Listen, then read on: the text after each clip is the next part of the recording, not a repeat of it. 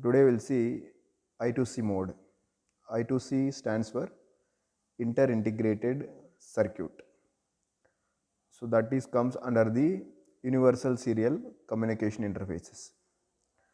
I2C bus is a serial synchronous interface and also called as a two-wire bus.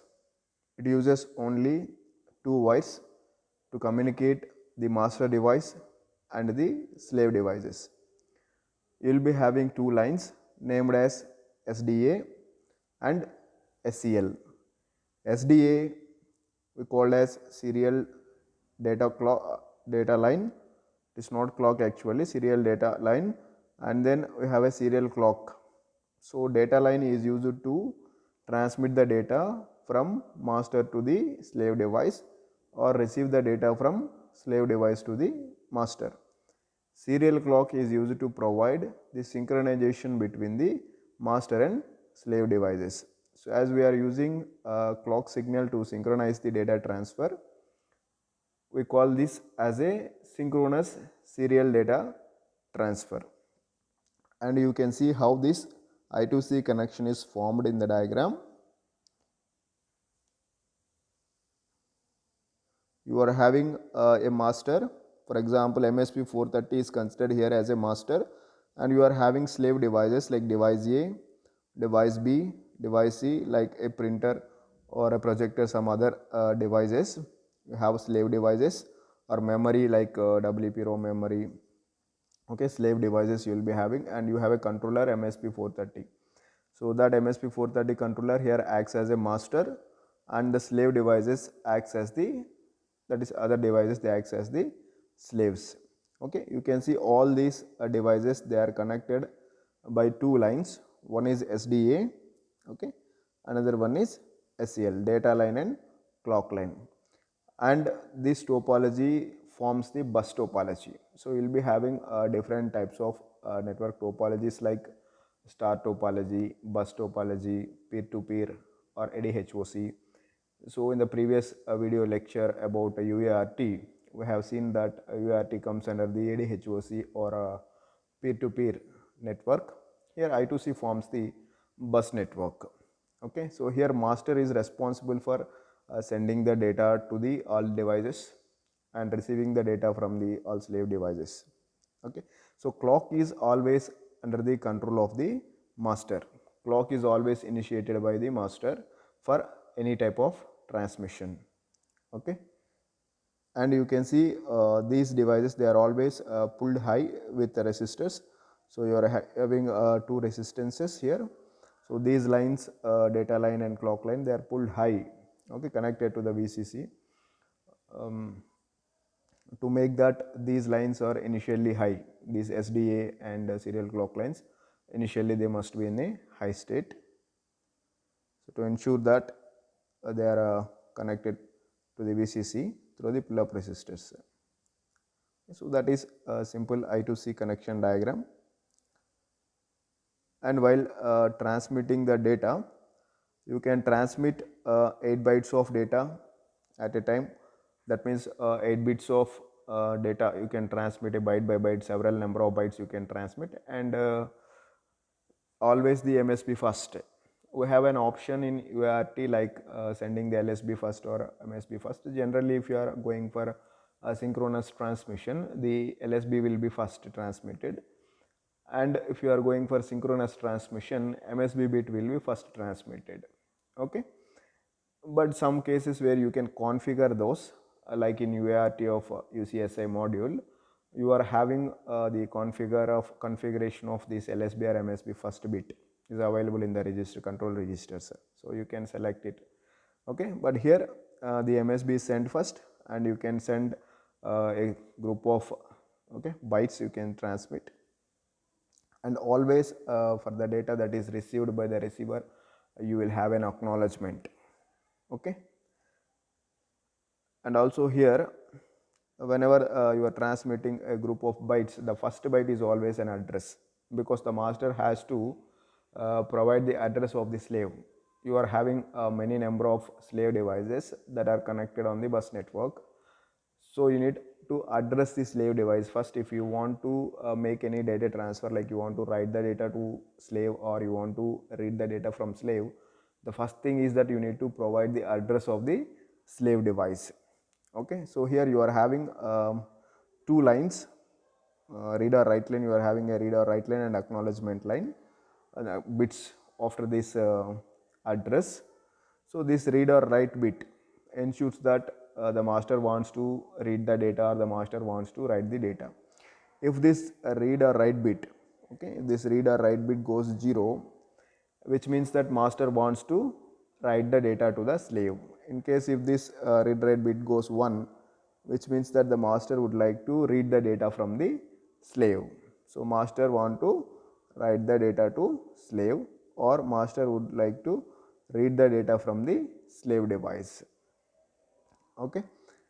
So as I told you, in any of the transfer, that is master want to write the data or read the data, the clock is always provided by the master. Okay. And here the operation of this I2C bus is almost similar to the mode 3 of SPI module. So you are having UCI in UCI UCSI module BX. Okay, you are having SPI modes are there. SPI works in different modes. So a 3 mode SPI, if you go for a 3 mode SPI, the operation of 3 mode that serial peripheral interface is almost looks very similar to this I2C module. Okay, so that is the brief about the I2C. So it's very simple. Let me revise it in brief what we have discussed. So I2C is a inter-integrated circuit. It's a 2-wire bus. Okay, it will be having only 2 lines to communicate, the master to communicate with the slave devices. You can have a many number of slave devices with master, and that forms the bus network. One is the data line for transmitting or receiving the data between master and slave devices, and another line is to synchronize the transmitter and receiver clock signal. Okay, you can also have the internal clock or the external clock you can apply to the I2C mode. Okay, so whenever you want to transmit the data, first you need to provide the address. After the address you can transmit the data. Always the data is transmitted in 8-bit values. Okay, whenever the data is received by the receiver, you will get an acknowledgement, and you can transmit the MSB first here. Okay, and also you will be having a read write bit after the address to ensure that the master is wants to write the data to the slave, or master wants to read the data from the slave. And also you will have an acknowledgement bit after the read write bit to ensure that the data is received by the receiver. Okay, and the serial clock is always under the control of the master. And you also, and this I2C can also act in multi-master mode, okay, and single master mode. You will be having 2 modes of operation for I2C. You can use this I2C for a single master or multi-master. Okay, so let us see how the data transfer takes place in the I2C. So how the data transfer takes place in the I2C, you will be having 2 conditions while transferring the data in the I2C. One is the start condition, another one is the stop condition. So for start and stop condition, the serial clock always high. The serial clock is always high. Initially, before the start of the operation, both the lines are pulled high. SDA line, that is data line, and serial clock SCL line, okay, both are pulled high before performing any operation. But if you want to start the transfer of data, your SCL is kept high, but SDA is going to be on falling edge. Okay, SDA is going to be on falling edge. That means it is from 1 to 0. You want to make SDA 1 to 0 to indicates the start condition. And if you want to end the data transfer, you need to keep the SCL high. Okay, serial clock is high, and data line is going on rising edge. That means it is from 0 to 1. Okay, 1 to 0 is falling edge, 0 to 1 is rising edge. So on falling edge you will start the data transfer, and on rising edge you will stop the data transfer. So these are start and stop conditions used in this I2C data transfer. Okay, let us see what are the different steps that are followed to complete the data transfer for I2C module. So few steps are given here to complete the data transfer for I2C module. So let me minimize this. So first point is the start condition. If you want to start the data transfer, first start condition need to occur. So how start condition is occurred is that you need to keep the SEL high and pull the SDA low. Okay, pull the SDA low when SEL is high. When you have that, it is the start condition. Once you have started the data transfer, you are going to send the first byte of data. The first byte of data is the address. Okay, so whenever you want to send the data to any slave device or receive the data from slave device, first you need to address the slave device. So second step is immediately after this slave device, then the master starts the clock. Okay, after the start condition, immediately the master starts the clock and puts the first bit of the address on the SDA line. Okay, it put the first bit of the address on the SDA line. So here whenever your clock signal goes low, okay, the address bit is kept on the address line, okay, that is on the SDA line, and whenever this clock pin that is SCL pin goes high, your data is received, that is address is received at the slave devices. All the slave devices will receive the address. Okay, the slave devices has to validate its own address. That is the point here. The master is going to send the address commonly to all the slave devices. Now the slave devices has to identify its own address and respond back to the master. Okay, so during the low clock pulse, your address bit is sent or data bit is sent, and during the high clock pulse, the address or the data will be received by the slave devices. Okay, so likewise you are going to repeat the same process for 7 cycles, 7 clock cycles, so that a 7-bit address is sent by the master. Okay, you can also have a 10-bit address for I2C mode. Okay, I2C is going to work on 7-bit addresses and 10-bit addresses. So here the example is given for the 7-bit addressing. You can also have the 10-bit address.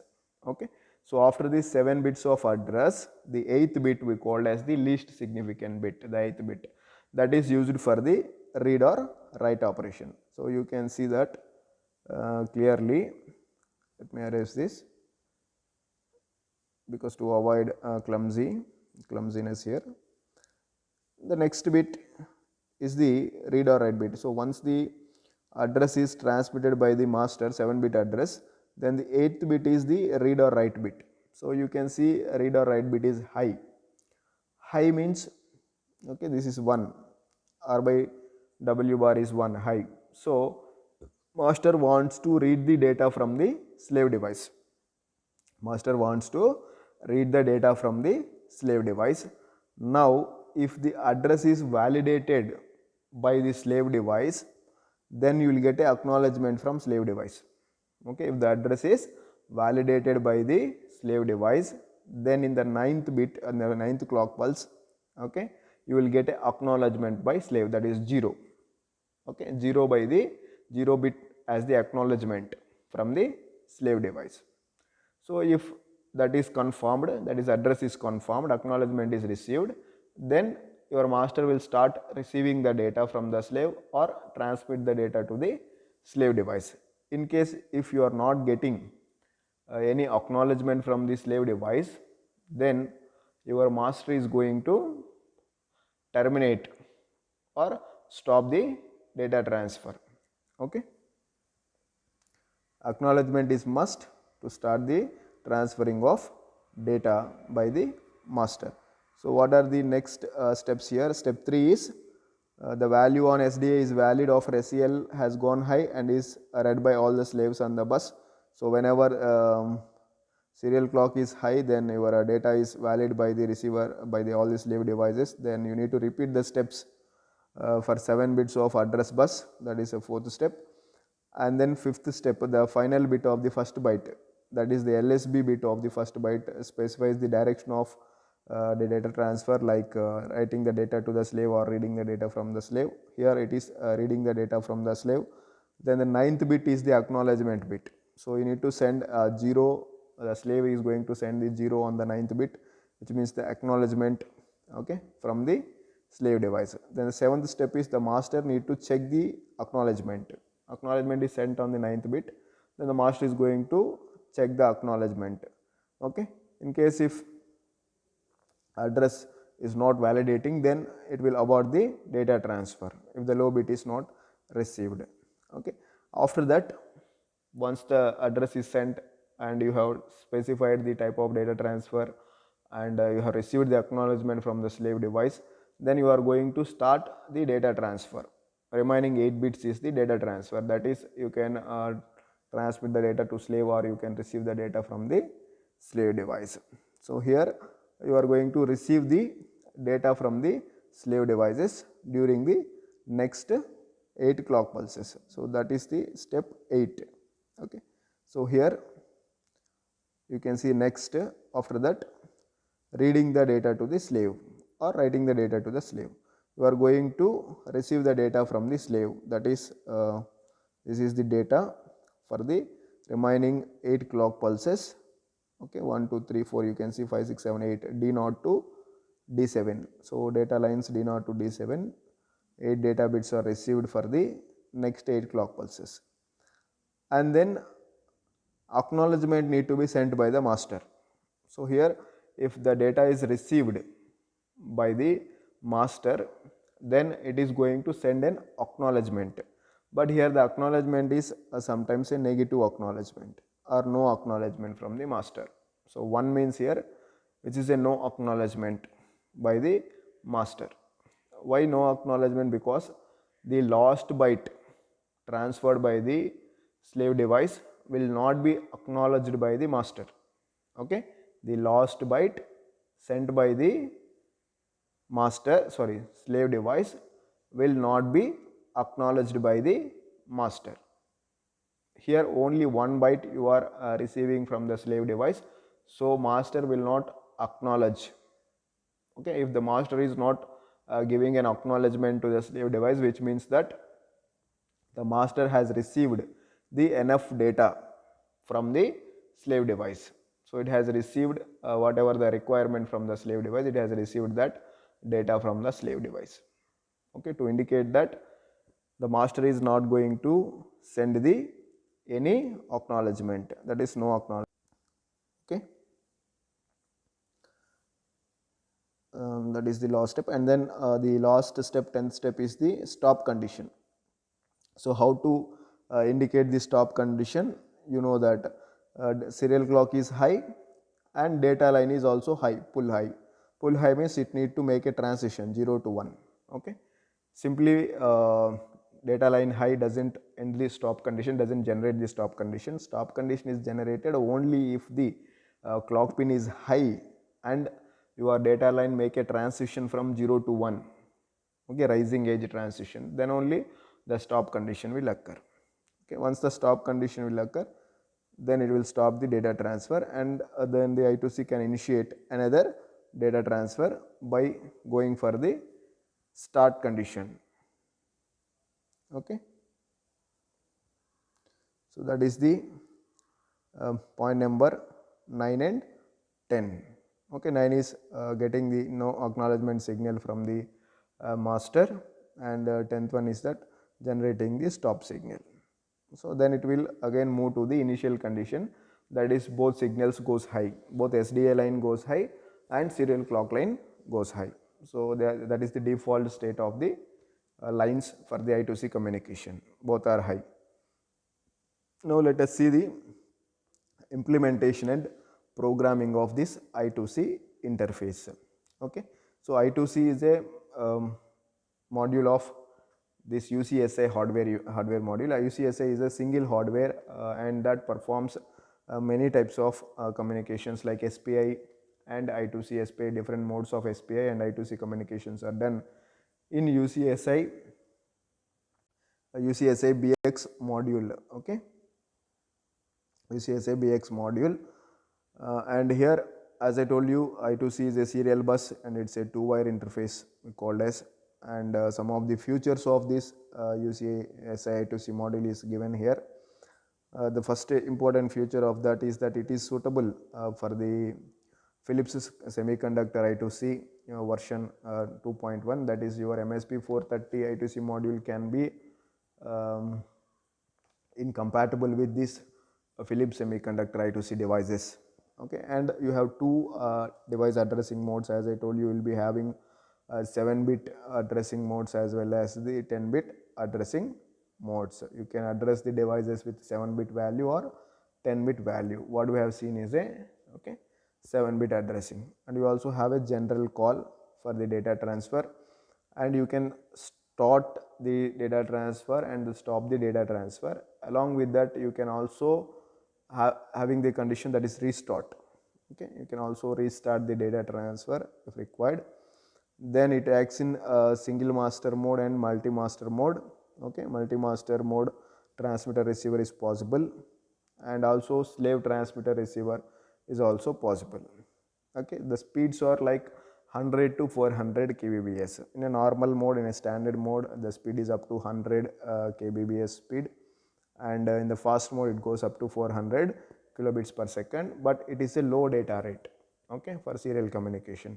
And the clock frequency is programmable in the master mode, so you can select the clock frequency for the I2C device. You are having different sources. You can select the clock for the master from different sources.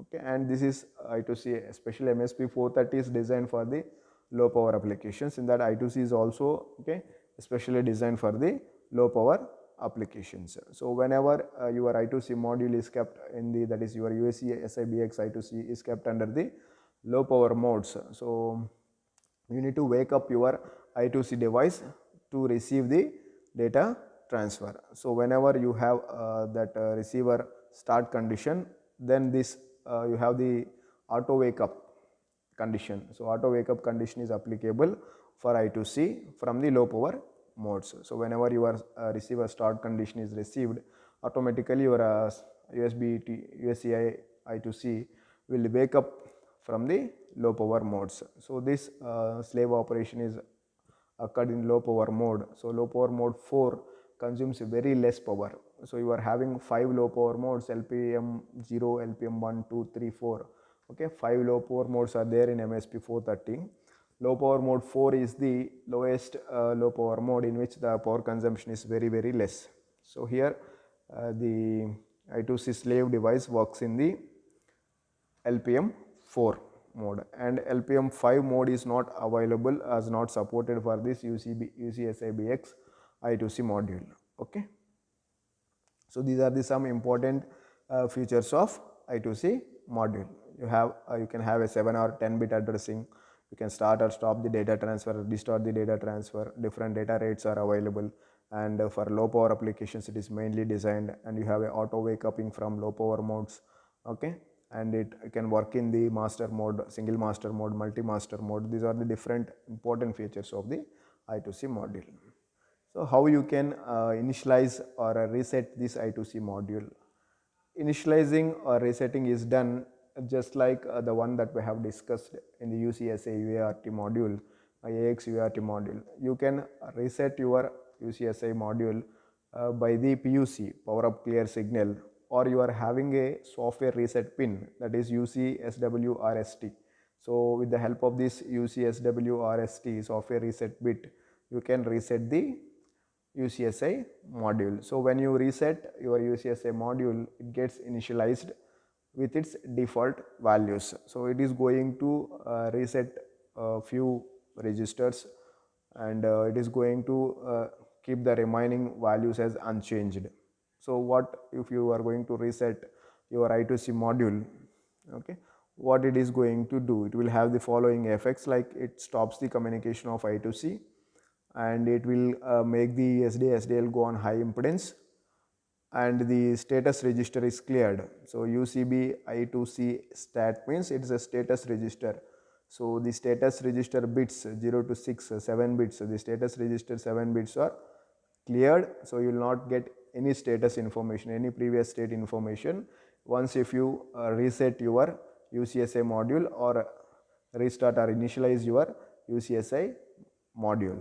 Okay, and these interrupt enable registers and interrupt flag registers are also cleared, and all other bits and registers remaining unchanged, like the control register 0, control register 1, you are having a baud rate register 0, baud rate register 1. So these all other registers are going to be remain unchanged. Only these 4 conditions or 5 conditions are going to occur. That is, it is going to stop the communication immediately after on the reset of the UCSI module or a PUC signal, and it will make this SDA and SLN go on high impedance state, and then it clears the status register and clears the interrupt flag registers and interrupt enable registers, and except that it keeps the remaining all other information as usual. Okay, so that is how you are going to that is what happens when you reset, okay, or initialize your UCSI module for the I2C company operation. Okay, then we look at the UCSI block diagram. You can see that UCSI block diagram here. You are having 2 parts just like the UART SPI. So I2C is also having 2 parts. One is for transmitting, another one is for receiving the data. So same two I2C modules. So this is for one device. This I2C block diagram is for one device. You are going to connect this I2C of one device to the I2C of another device. Then the transmitter of device 1 is going to connect to the receiver of device 2. Similarly, receiver of device 1 is going to connect to the transmitter of receiver 2. Okay, so transmitters and receivers are cross connected between the devices. So in the transmitting part, you are also having here a separate shift registers and buffer register. So you can see that you are having a separate buffer and shift registers. Shift registers is used for shifting the data, for transmitting the data.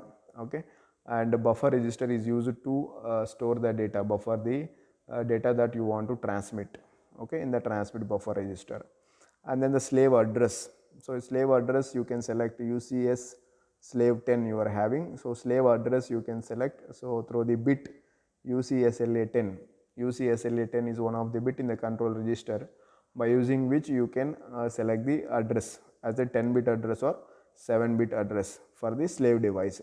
Okay, and you are also having a own addresses. Own address, like you can also select the own address bit. You are having UCA 10. Okay, UC1 UCA 10 is the own address bit. By using that, you can select the own address for the receiver, whether it is a 10-bit address or 7-bit addresses. So similarly, just like the transmitting side, receiver side also you are having a separate shift register and buffer register. So receive shift register is used to receive the data from the other I2C module and then store that data into the receive buffer.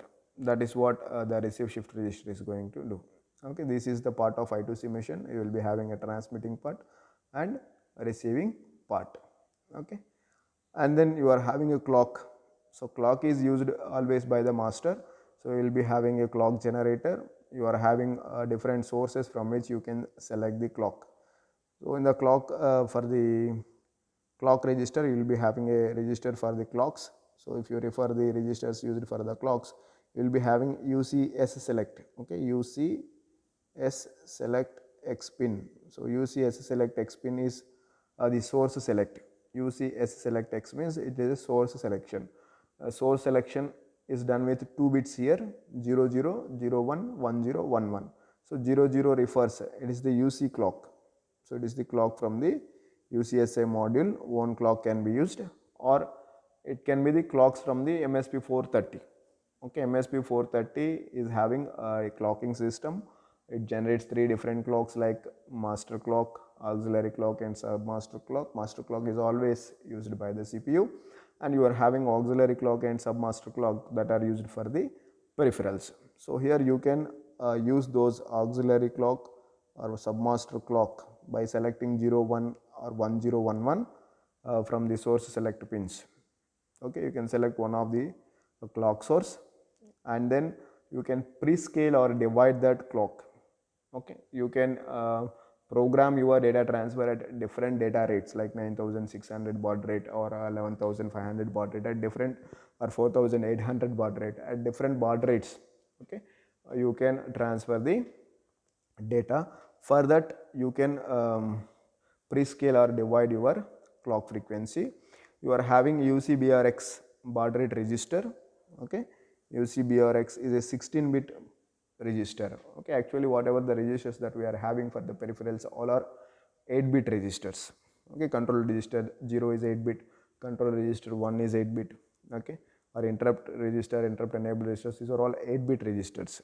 Okay, so here similarly baud rate register is also an 8-bit register, but you are having 16 pins. Okay, 16 bits for the baud rate selection. Okay, one is the lower pre-scaling, another one is the higher pre-scaling. So these baud rate registers are divided into two registers, baud rate register 0 and baud rate register 1. So 0 is referring the lower scale and 1 is referring the higher pre-scaling. Okay, and you are going now, you have done the receiving part or the transmitting part, and then the generation or selecting the clock. Okay, for the transmitter and receiver. Now we know that the clock is always provided by the master. So you can see the condition for the clock here. If you look at the condition for the clock, so you have a NOR condition. They have set up a NOR condition for the clock. If the NOR condition is satisfied, you can see a NOR gate here. So if the NOR condition is satisfied by the prescaler value and UCMST.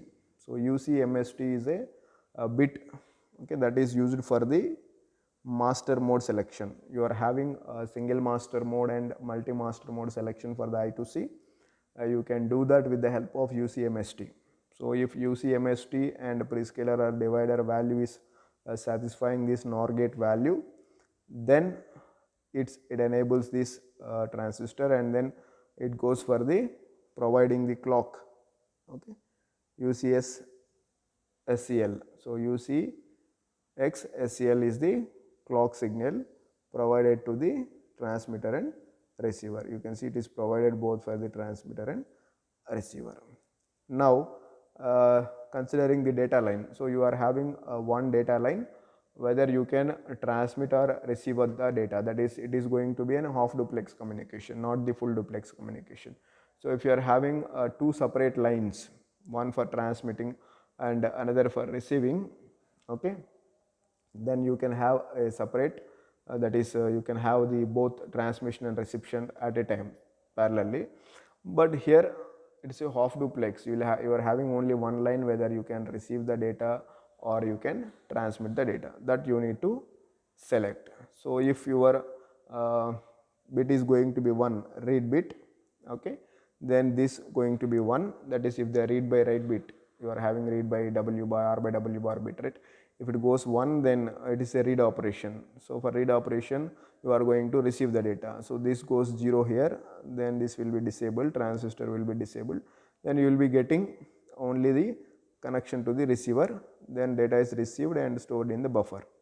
Okay, in case if you have received 0, okay, then you will get 1 here, and this receiver line will be disabled and your transmitter line will be enabled. So you will be transmitting the data, you will be writing the data.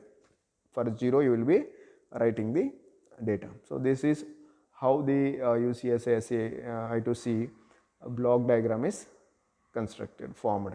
Okay, so you will be having a state machine, I2C state machine with transmitting unit and receiving unit, and then the clock generator unit.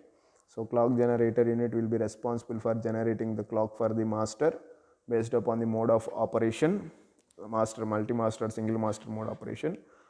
and then you can select the transmit or receive operation based on the RYW bar bit value.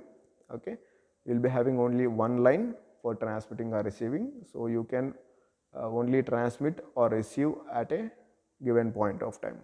Okay, and you are having a 16-bit baud register, so you can select the baud rates for the given clock frequency with the different prescaler or divider value. The same again UCSA operation, if you want to explain this I2C mode operation that we have already seen in the beginning. Okay, so how the master is going to communicate with the slave devices. The connection diagram already explained, and then the data transfer is also already explained. Okay, and now let us look at the advantages of this I2C module. So if you look at the advantages, you will be having only two signals for transmitting and receiving the data with synchronization. Okay, that is flexible data transmission rates. So you are having a prescaler or divider, you can transmit the data at different data rates, and each device on the bus is independently addressable. Yes, you are having all the devices, slave devices connected on a common bus. You are going to select any slave device required independently without the intervention of any other slave devices. Like if one slave device is disconnected, in case if one slave device is disconnected, okay, then still the master can communicate with the rest of the slave devices. So independently these devices, they are going to function. Okay, so that is one of the important advantage of I2C module. And devices have the simple master slave relation. Simply master is going to request to receive the data or request to send the data.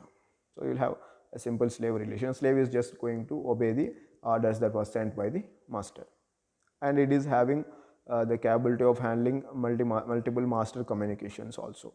Okay, and devices disadvantages of this I2C module is that you need say a pull-up resistors.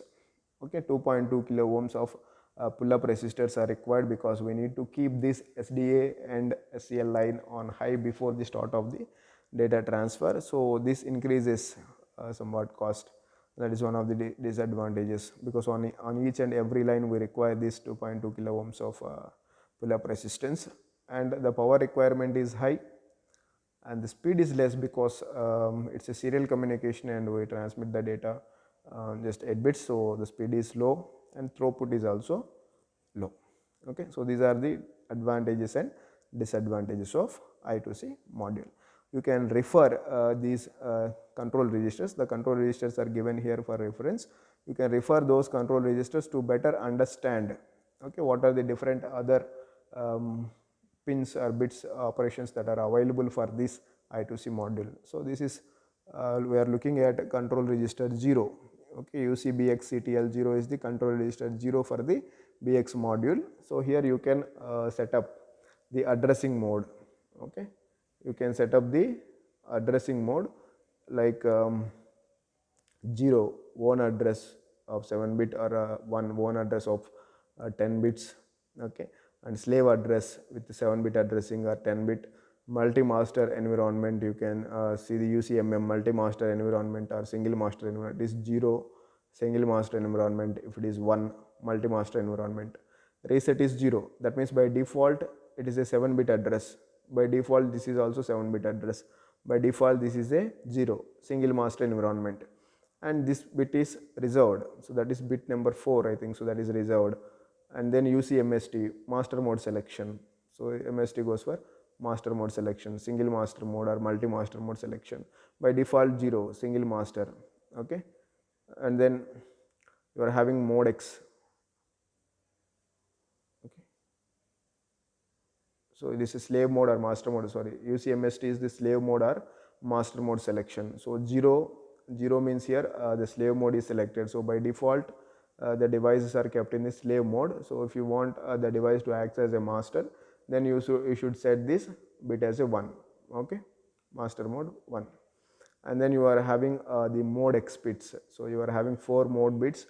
One is 00, it's a 3-pin SPI, 01 and 10 are 4-pin SPI modes, and 11 is I2C mode. So if you want your use ESA-BX module to operate in I2C mode, then you should select this mode X bits as 1 1, so that your I2C module will be working in the I2C UCA module will be working in the I2C mode. Okay, and you can select the data transfer like synchronous or asynchronous. For I2C module, here it is a synchronous mode, so this bit is set to 1. So likewise, you are having so many other registers like control register 1. So next one, you are having control register 1. So here you can do all these operations like source selection. You are having source selection bits. 6 and 7 are source selection bits. Like UC clock or auxiliary clock or submaster clock you can select, and then you are having the transmitter or UC transmitter or receiver you can set, and the acknowledgement for the transmitter, stop bit, and then start condition, stop condition setting. Okay, and then reset. So reset, start condition, stop condition, no acknowledgement condition, and transmitter receiver setting, everything source selection are done in the control register 1. Okay, similarly you are having